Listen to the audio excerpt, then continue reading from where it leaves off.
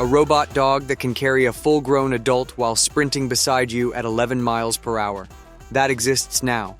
Now imagine that same machine, same motors, same sensors, strapped with automatic weapons on the battlefields of Ukraine, fighting wars without a single human soldier in sight.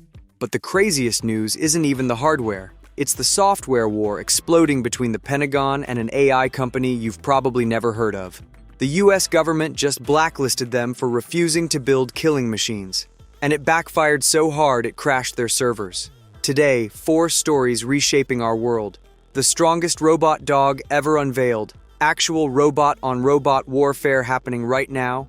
A smartphone with a mind of its own. And the AI revolt that just dethroned ChatGPT.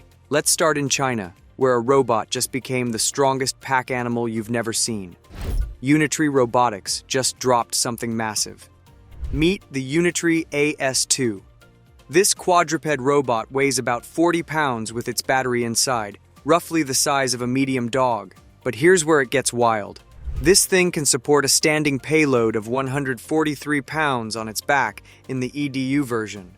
That's a fully grown adult just hitching a ride. The specs are honestly ridiculous. We're talking 90 Newton meters of joint torque, which is what lets it move with serious power. It runs at over 5 meters per second, so around 11 miles per hour. That's sprinting speed alongside you on a morning run. The battery pack is a massive 15,000 milliamp hours, 648 watt-hours total. When it's carrying nothing, it runs for more than 4 hours and covers over 20 kilometers. Even with a 33-pound load strapped on, you still get 2.5 hours of operation and a 13-kilometer walking range. Now watch this. It climbs 25-centimeter stairs like they're nothing. Handles slopes up to 40 degrees. Can mount vertical platforms half a meter high. The torque-to-weight ratio sits at about 5 Newton meters per kilogram, which is how it stays both powerful and ridiculously agile. All versions come with Wi-Fi 6, Bluetooth 5.2, a speaker, microphone, front light, and an HD camera. The PRO and EDU models pack industrial-grade 64 to 128 line LiDAR systems, so they see the world in centimeter-level precision. There's even this intelligent side follow system that keeps the robot shadowing you perfectly, maintaining position without bumping into anything. Here's the part that matters.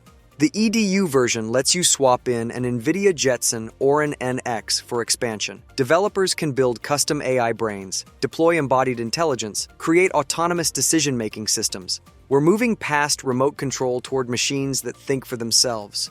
It carries an IP54 rating too, so dust and rain mean nothing.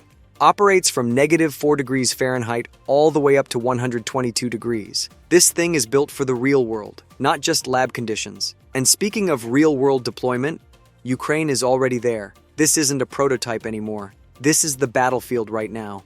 Since the full-scale invasion began, we've watched drones dominate the skies and uncrewed boats cripple the Russian Navy in the Black Sea. But now, the ground game has changed completely. Ukraine launched a massive program to deploy armed robots on land. Uncrewed ground vehicles, they call them, and they've already proven themselves in combat.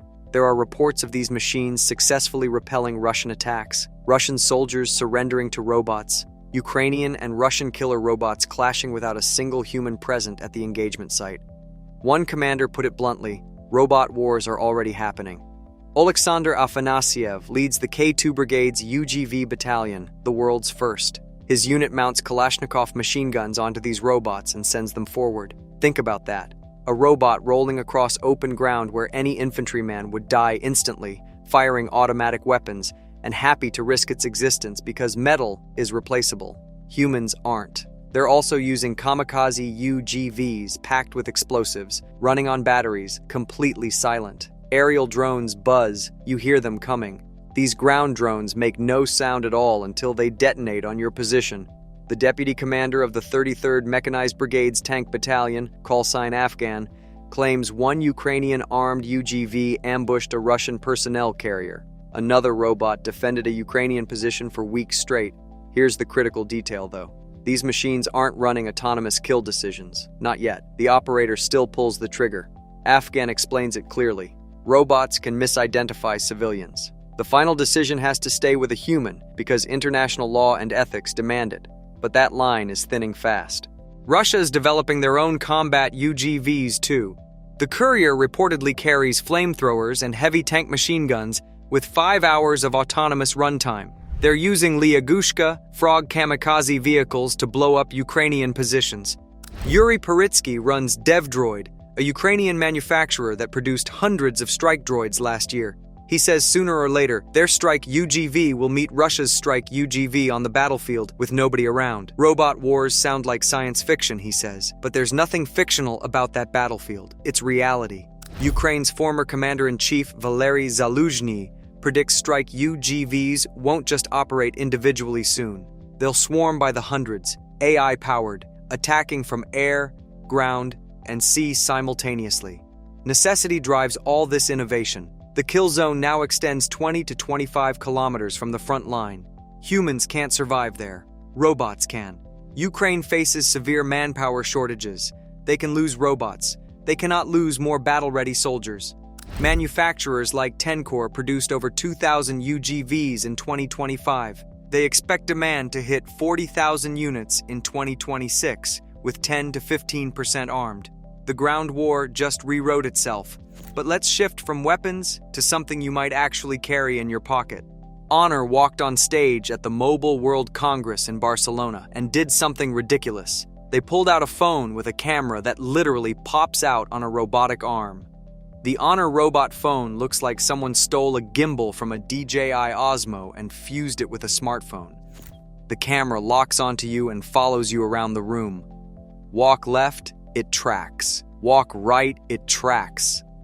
Talk to the AI assistant, and the camera nods back at you like it's actually listening. The thing has personality. Analysts are calling this a marketing play, and they are right. The phone market is drowning in identical glass slabs. Samsung and Apple own the floor. Honor needs something that makes people stop scrolling and pay attention. This worked. We are talking about it right now. They plan to launch commercially in China in the second half of the year. Pricing remains undisclosed, but expect it to land on the expensive side. The goal is Europe, where Honor holds about 3% market share. They want more, but here is where it gets weirder.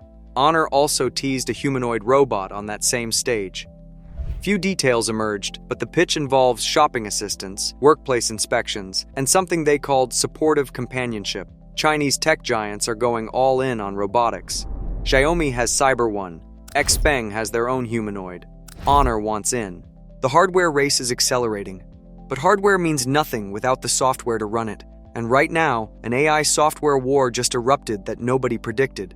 The Pentagon made a move last week that backfired so hard it crashed servers. Defense Secretary Pete Hegseth blacklisted Anthropic, the company behind the AI model Claude. He labeled them a supply chain risk. The reason? Anthropic's CEO Dario Amodei refused to bend on ethical red lines. No mass surveillance, no fully autonomous weapons. Amodei argued current models are not reliable enough for lethal decisions, and mass surveillance violates constitutional rights.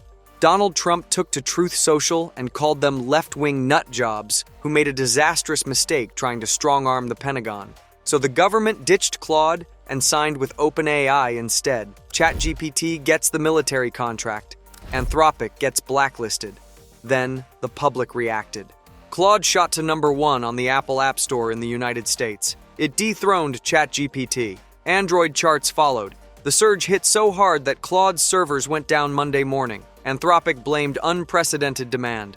Katy Perry announced she was switching and told fans to cancel ChatGPT subscriptions. Free users jumped 60%, paid subscribers more than doubled. Anthropic stated that every single day last week set an all-time record for signups. The memory feature makes switching easy. One copy-paste, and Claude picks up where you left off, importing conversation history, so the first chat feels like the 100th. Here is the irony nobody misses. OpenAI claims the same safeguards Anthropic got punished for. The government dropped one company for refusing to build autonomous weapons, then immediately hired another company that says they won't build them either. Experts remain skeptical. The public is not buying it. And Claude just won the biggest free publicity campaign in AI history. The Pentagon wanted to cancel them. Instead, they created a monster. So, China builds robot dogs that lift 140 pounds. Ukraine straps machine guns to ground drones. And the Pentagon accidentally made Claude more popular than ChatGPT by trying to cancel them. The question nobody answers: how long until humans leave the loop? Hit subscribe. We'll watch for the first robot-on-robot firefight. And comment, would you trust a robot dog with your camping gear? Or is that how horror movies start? Thanks for watching. Try not to get replaced by a gimbal phone.